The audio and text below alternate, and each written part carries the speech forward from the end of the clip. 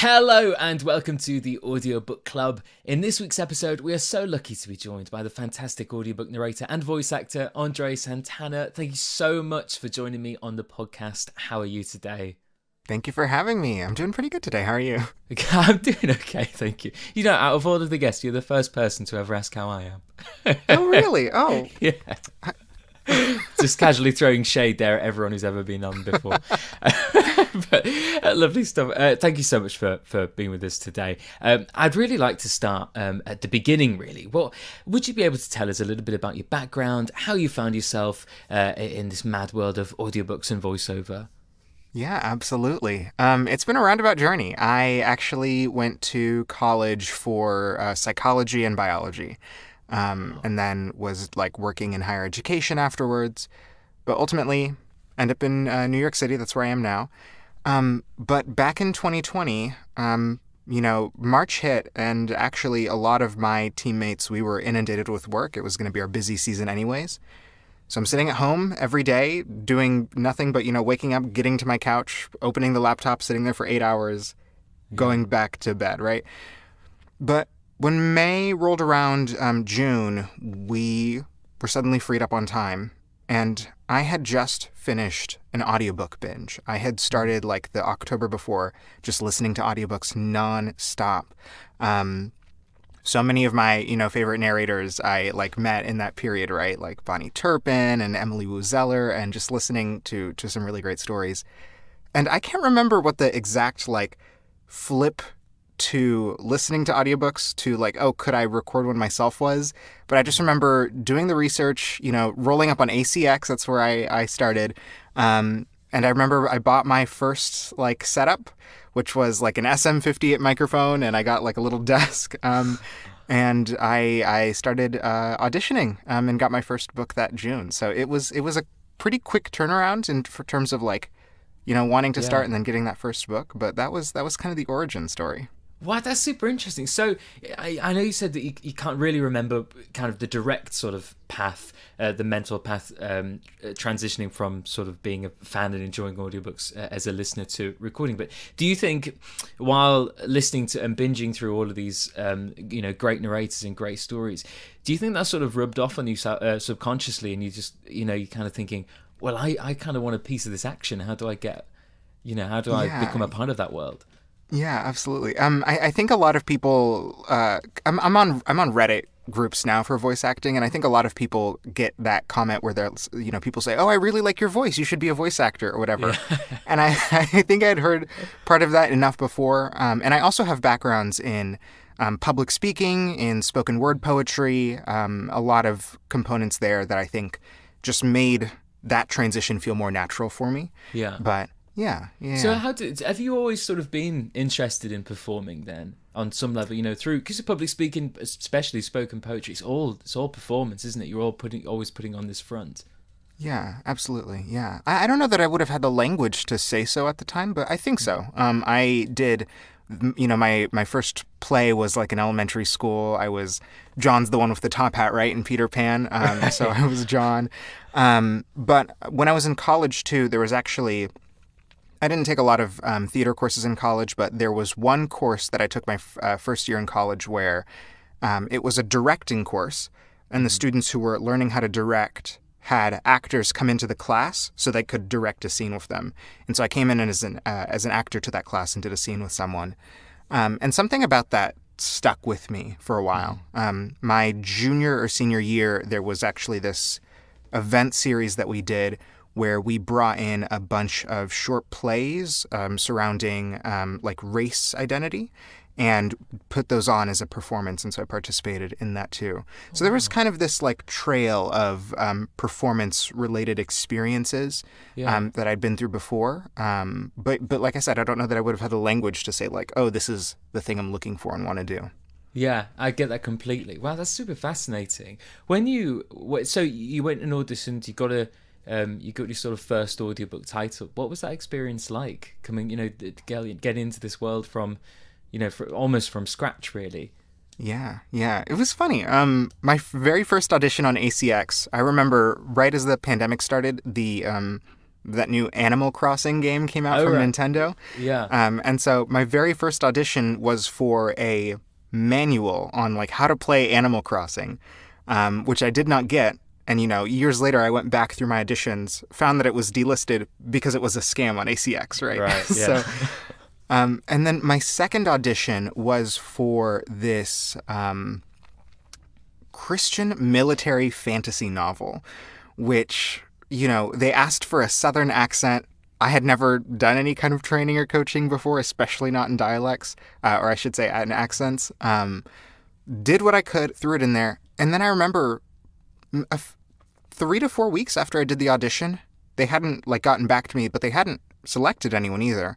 So I emailed and was like, "Hey, are you still thinking about this?" No one responded, and then they just sent me the offer, right? Okay. So that was a little surprising, and I freaked out a little bit because I was like, "Well, now I have to figure out how to actually do a Southern accent."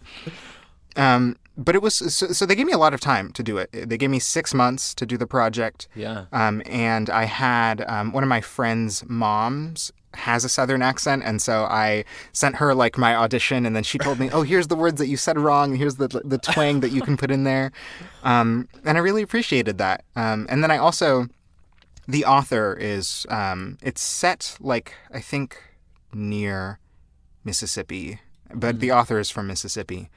And so I listened to a podcast interview he did and tried to structure his kind of accent, because he had also been through the military, so he'd had a lot of his accent diminished from there.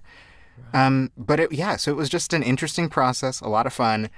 I ended up recording a lot of it kind of at the tail end of those 6 months, and didn't realize how much work editing was. Had to do that as well.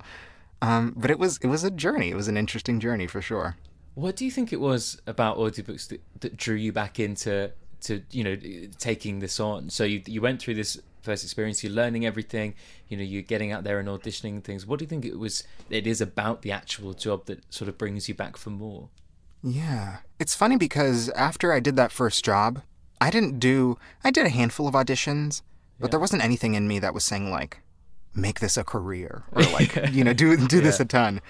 It was actually not until, I'd say, I turned it in September. It wasn't approved until, it wasn't out on ACX until January, because this was before ACX had their promise on quick turnarounds.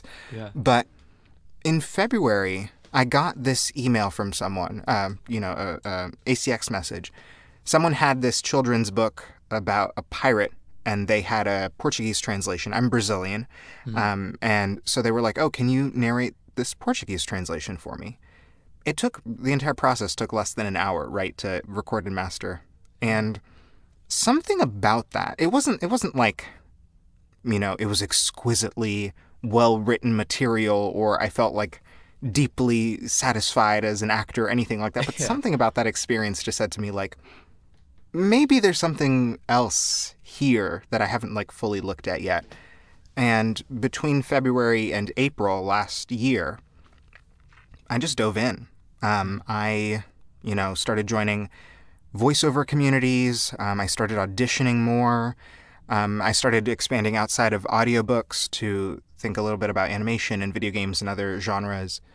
And like I said, at the time, I didn't get my first coaching experience until, I think, end of June or early August, sometime in the summer.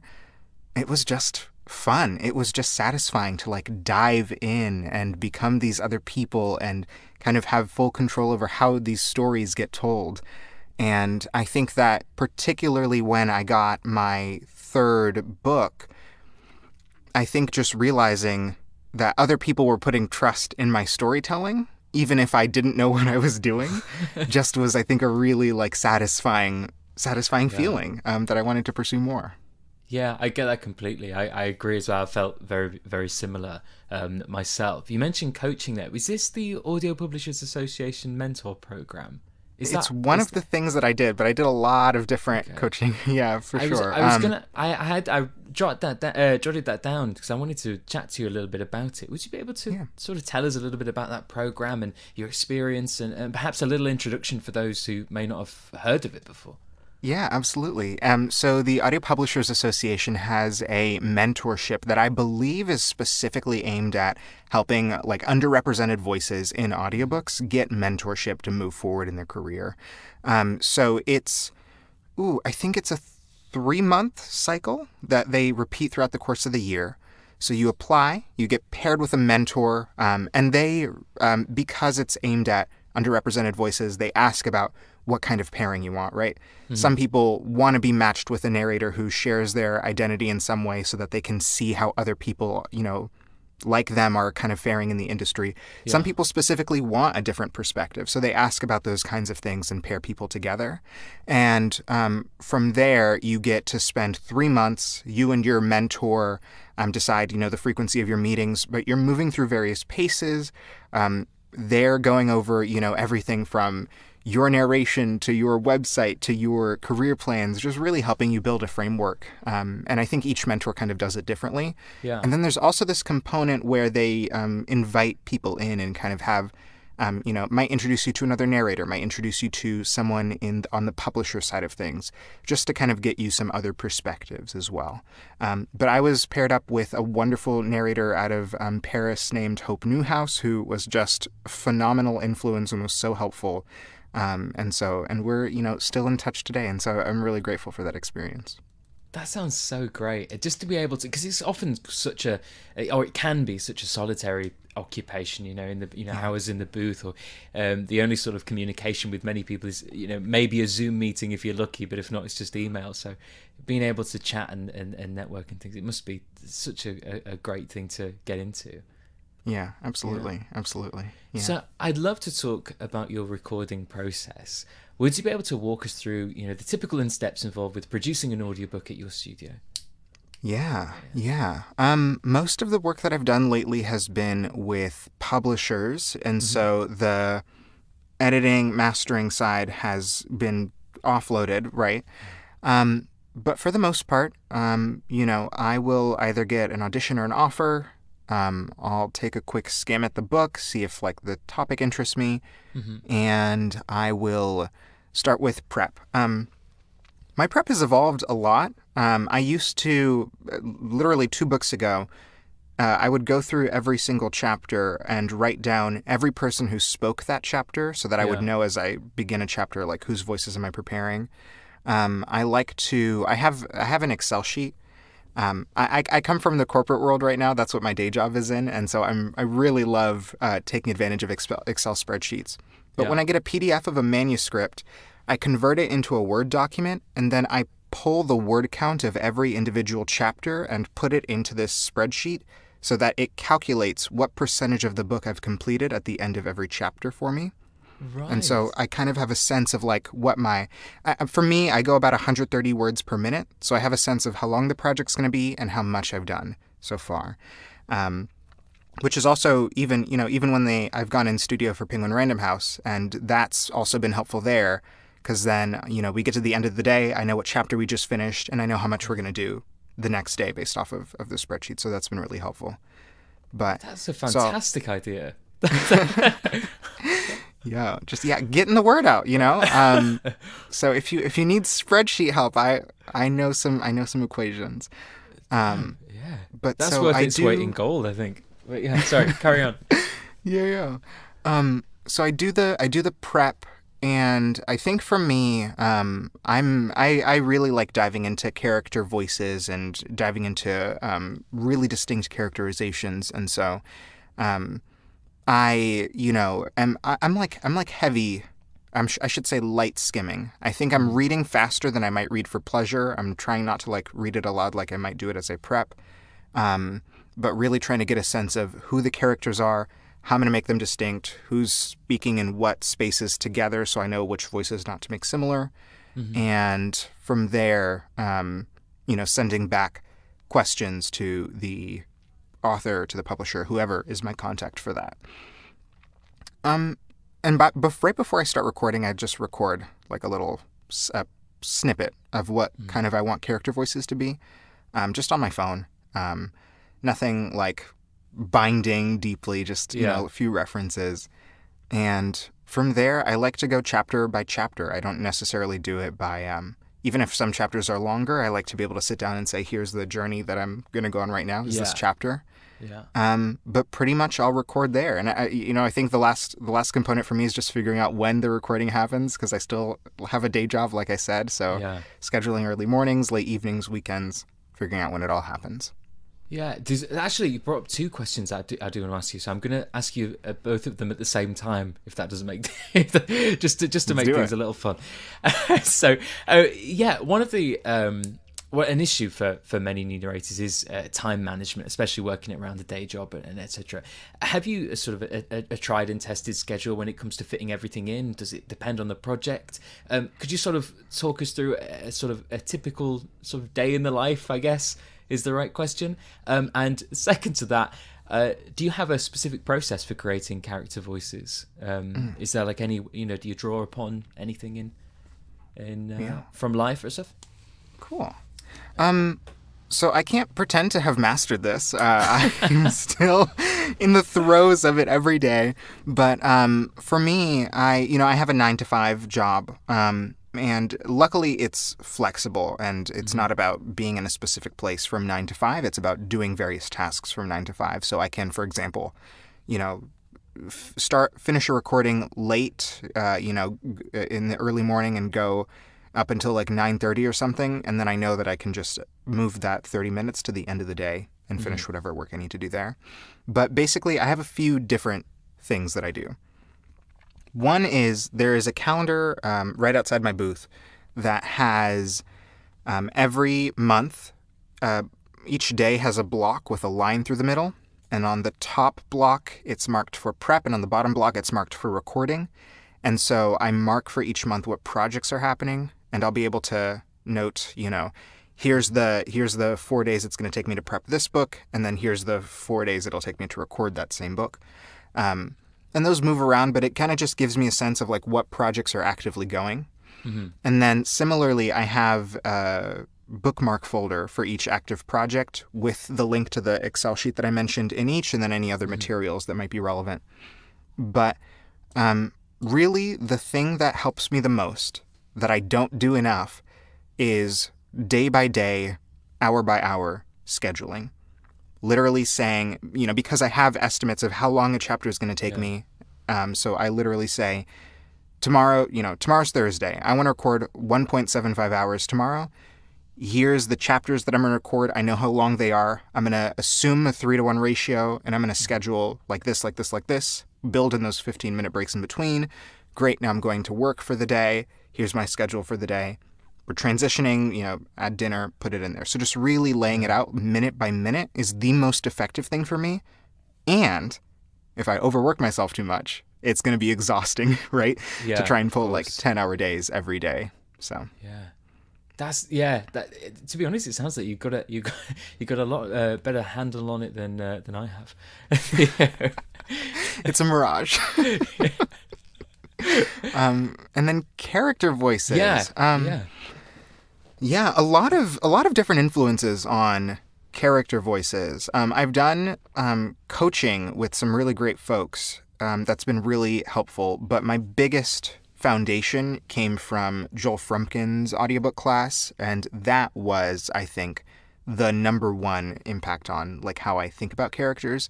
And I won't give away Joel's secrets or anything, but really, I think just the underpinning for me is like, who is the character? What do they care about?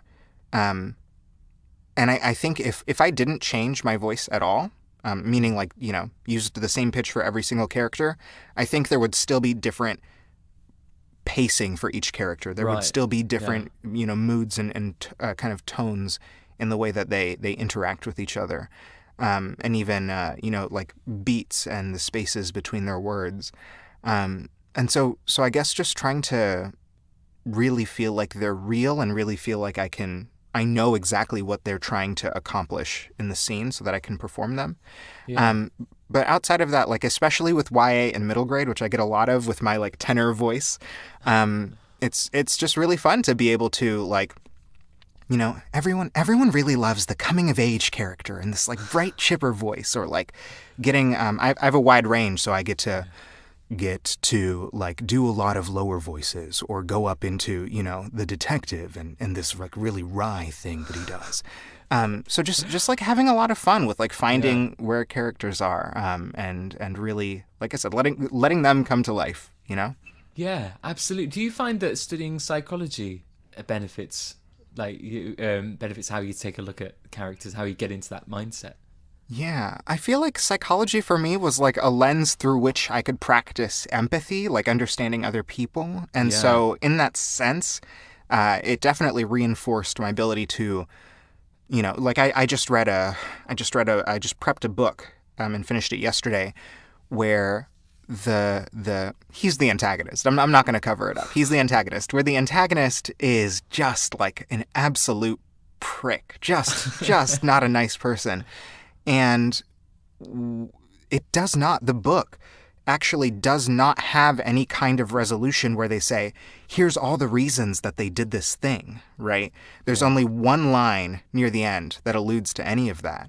And to be able to like pull from that and say, okay, like let's go back and take this one line of justification and try and understand why he did all this terrible stuff. I think that's a lot of fun, and I think that's kind of the core of like what characters are, is their motivations, Yeah, absolutely. It's definitely one of the funnest parts of the whole gig, isn't it? Yeah. So very recently, you've been part of some full cast audiobooks projects such as Kiss and Tell, A Night to Die For. Anybody here seen Frenchie? Can you tell us a little bit about the process of working with multiple narrators and how that might sort of parallel to with solo books? Yeah, absolutely. For one, it's very fun to do shorter projects, for me, in part because they just kind of like get peppered into the schedule in different places, Yeah. But same breakdown in terms of like getting the script. What's nice about full cast projects is that, unlike co-narration, I will often get really specific instructions from the publisher about, here's your pages, here's what you're reading, here's your lines. Especially with like Penguin Random House, because all their projects are directed. And so you come in and you've got someone kind of guiding you through like, oh, you don't have to read that, you're not going to read that, or this is how we're going to do this. Yeah. But there's a couple components to it. One is that you might get to focus more specifically on one character, which is really cool. A Night to Die For, I got to focus on one character. And there were a few chapters where it's all first person. You're really getting to dive into that character's perspective, and it feels more like animation work, or feels more like video game work. And anybody here seen Frenchie was also really interesting, because I played the chapters for the titular character Frenchie, but it was also in third person. And so one of the notes that I got from the producer after I sent in my 15-minute check mark was about creating this this kind of experience for Frenchie. The character is autistic and mostly nonverbal. And so they were saying that, there's a lot of moments for that character where they are really overstimulated, and there are things that they're witnessing and experiencing that feel kind of chaotic, and how to convey that in really soft adjustments with pitch while narrating. So there's kind of those interesting little tidbits and pieces that, because you're focusing on a specific character, you get that feedback from a director or producer that you might not get from an overall all book or even a co-narration. So that's one of the really cool parts. And then the last part is just being able to know that a project is coming out that you haven't heard the majority of. I think that's the most fun part for sure. Especially with Kiss and Tell, that was a big cast doing a really cool book with a really interesting format. First person narration with, article interview interstitials and texts. People love doing texts in audiobooks now. So it's just a very fun world that gets assembled. And that, you're going to basically experience the bulk of it with the rest of the readers and listeners. Yeah. a lot of our audience on the Audiobook Club are sort of new to narration, or have only been narrating a few sort of titles and may not have had the chance to be directed while narrating a session or in a session. Would you be able to tell us a little bit about what's kind of expected of you as a narrator when being directed? How does that process work? Do they stop you often? Do they give you a pep talk before and let you go? Like, how does it all work? Yeah, absolutely. So, like, different directors have really different approaches, and I think it also depends on the project, to be honest, in terms of like what their approach is going to be. But I have had a few different experiences. I've had some directors that really are just mostly proofing for you. And so as you go, they'll stop you if you make an error. They'll be able to kind of like slightly above that, they might say, oh, that sentence, let's hear more of a question mark in that sentence, right? Could you just take that back for us again? Right, yeah. Which is really great, and I really appreciate that. One, because it keeps me focused, or rather when they're kind of just really emphasizing the errors and really letting you take the reins in the performance, it lets me kind of like stay in place and in character and do all those things. And then similarly, I've had other directors who really do like make performance requests of me. I worked with Laura Kiswati recently on Kaysen Collander's Moonflower, which is coming out in July, and it was such a great experience because there was so much like love and emotion packed into the characters, and I'm going on a journey in the performance, and then she'd pause me and say, I think that the way that you just read that character's line there might have been a little, I think there could have been a little more warmth in that delivery. Or maybe there was actually this is kind of the implication of that line. And she was giving me these really great directions that were pushing me to like think about how the character is actually showing up in the scene. And so that was like, I think probably one of my, more favorite like directing experiences thus far. Yeah. And then I've also had experiences that kind of fall in the middle where it's mostly proofing, and there's still going to be, the director's still going to ask like, ooh, like, can we take that the ending line of the chapter again? I want to hear a little bit more resolution. I want to hear, I think you actually fell out of the character voice when you just read that quote back there. Could you circle back and try that one more time? So there's a lot of different like pieces to it, but I think what it means to be like to take direction well.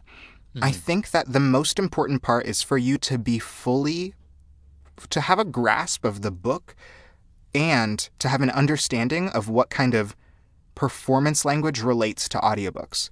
Because if someone says to me, can I hear more of a question mark in that sentence? Like if you say that to someone on the street, they might not fully understand what that means. But it's about like, having listened to enough audiobooks to know that like, you can uptick something in a question, right? Yeah, what all those little directions mean. And then when you get a director who really does give those kind of bigger performance directions, being able to understand the language for one similarly, right? Like I mentioned, Laura's directions around like warmth or thinking about the motivation of the character. Because if you understand that language, I think you can adjust the performance.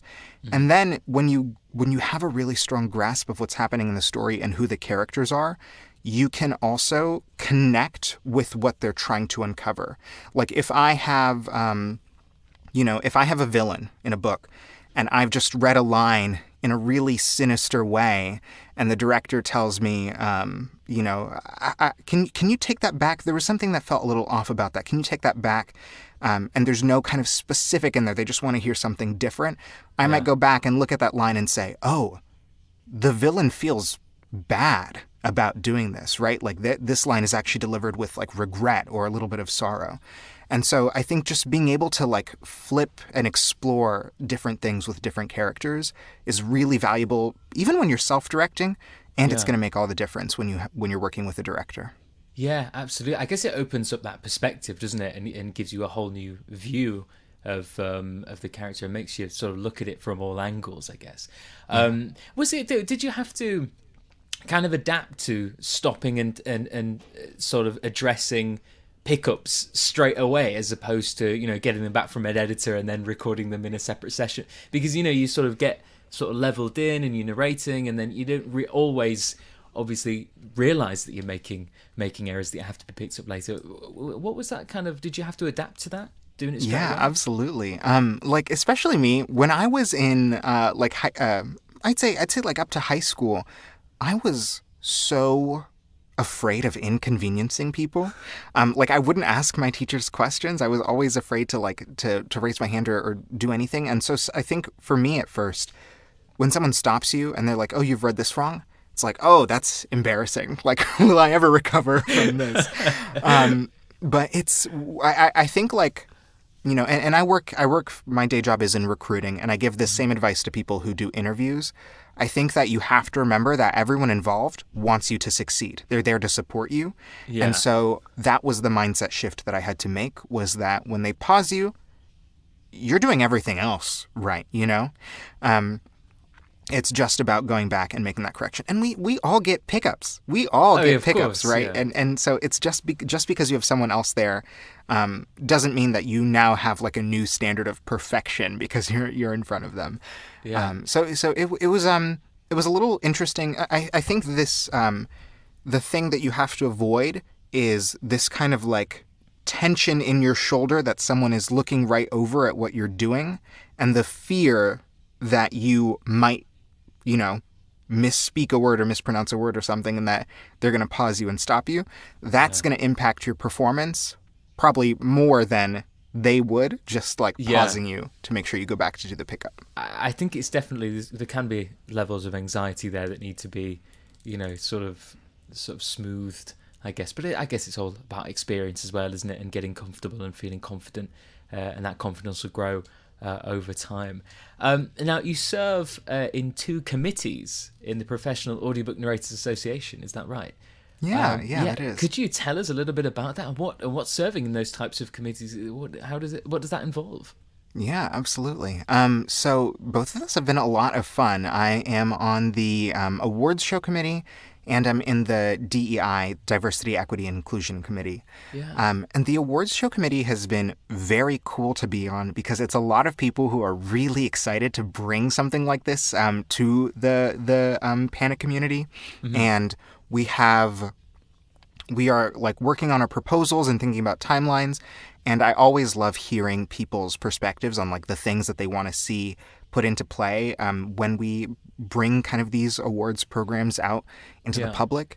And so that's been a lot of fun, and that's going to become, I think, as soon as we finalize our proposal, that's going to become a lot of like execution and structure and logistics and nitty gritty stuff that I love diving into, and I'm really excited to dive into. And the DEI committee has been a little bit more kind of like multi-tentacled, which has been really cool. So it's the chair is Deepti Gupta, and she is just phenomenal. And so we are doing kind of a variety of things to really push forward not just conversations about diversity, equity, and inclusion, but also think about practical applications for PANA and for the audiobook community. So, you know, we have Kurt Graves leading us in an initiative to kind of put together a panel-style podcast. Nice. And so we're excited to launch something like that down the road. We have... I'm working with another narrator, Jennifer Aquino, to put together kind of workshops to help narrators with different components of their kind of professional profile. We are just starting a couple new things around, you know, how do we think about DEI inside PANA too? And, you know, how are we equipping ourselves with the best techniques we can to foster positive spaces? So there's a lot of like different components of the committee going on. And it's just really cool to, you know, like similar to the awards show committee, be in a space where everyone's really excited about what we're doing, and we're doing it in terms of action and not just in terms of conversation. So yeah, that sounds really fascinating, and some really great work. How do we keep updated with everything that's going on there? Is there a website that we can go to? Is there a newsletter or something like that? Yeah. So I think that when you join PANA, there is a space on there. They have like a Wix backend where they make announcements, but similarly, I think their social media, their Instagram, their Twitter makes announcement as well. But on April 21st at 4 p.m. Eastern Time, PANA is doing a virtual launch, and so all, I think, paid up members are invited, and they're really going to talk about like, well, we've spent a few months planning all these things. Here's what all our committees are doing, and really just introduce the whole gamut of everything that's been going on. Yeah. How does one go about serving on a committee? How how does that whole work? Yeah. So I think that, I don't want to throw her name in and then like inundate her. I think Emily Ellett helps with connecting folks, but for paid members, I think it's as easy as asking. Yeah. Yeah. I think it's really great. I think a lot of the questions that we get through from new narrators are all about community and all about sort of wanting to know how to network, wanting to know where to network and things. Have you ever any advice for narrators new in the field that don't really know where to look, that want to talk to like-minded people, that want to reach out to people who are doing similar things? Have you got any advice for them? Yeah, absolutely. I am super privileged in this regard because in the fall I joined Elise Arsenault's The Great Audiobook Adventure, and it is a really big community of mostly new narrators who are going through this course together and establishing their careers and doing a lot of work alongside each other. And so just from that class, I've gotten to be in touch with so many people and make so many connections. But also, that ties into, I think, a platform that a lot of narrators are going to say you should be on. But Elise Arsenault built the Great Audiobook Adventure out of her group, The Global Actor. And so every Friday, I think 7 p.m. EST on Clubhouse, she creates this space. Narrators come through and just kind of give like updates, how they're doing, check in with each other, offer support. And that has been like one of the big staples for me. But Clubhouse overall also was really formative for me. Going to Monday workouts with Jennifer Aquino in the narrators workout, and being able to listen to the Ahab talent team give sessions or like do readings and give live feedback. I think Anna Clements does rooms there as well. There's just so many people in the audiobook community doing so many things on Clubhouse. And it's free and live and very easy to connect and talk with people from there. But I mentioned earlier that I, joined kind of a gamut of different communities on Facebook and on Twitter and different things like that. And that's just been the way to do it. I think as soon as you just start type in, audiobook narrator or whatever it is into the search bar, you're going to find a lot of people who are immediately there because they're everywhere. There's a Discord. There's, there's going to be a Reddit forum. There's going to be this and that for people who are looking to connect. And there's so much information all over the place, so much information and so many wonderful people who are offering so much support. Yeah. That's great. What I'll do is pop a few Facebook groups that I'm aware of as well into the show notes, just in case anyone wants to check those out. So as we approach the end of this week's episode, would you be able to tell us some links to your socials and website? Where can people find you? Sure. I am André on the mic, pretty much everywhere, and www.andreonthemic as well. But yeah, I'm all over the internet. Great. I'll put some links as well to your website and things in the show notes once again. So we just have time for one more question. It's been such a pleasure to talk to you. Thank you so much for coming on. I really appreciate it. Thanks for having me. To finish us off, is there any upcoming projects, anything approaching in the diary that you're excited about? Perhaps a project that we can look forward to? I think that I might be maybe a couple days early on this. They usually get the metadata onto Audible within a week. But I last week just had the pleasure of hearing from Macmillan that I'll be recording the Sunbearer Trials, which is Aidan Thomas's next book, and Aidan Thomas wrote Cemetery Boys, which was a pretty big YA novel recently. So I'm pretty excited about that, and about Moonflower that I mentioned earlier, which is Case and Colander of Felix Ever After and King and the Dragonflies. So just a lot of queer, middle grade and YA books that I'm really looking forward to. That is so exciting. My gosh, you must keep us updated with how everything goes. Absolutely. That's great. Yeah, thank you so much for coming on the show. I really appreciate it. I've had a blast talking to you. Thanks so much. Absolutely. Thanks for having me.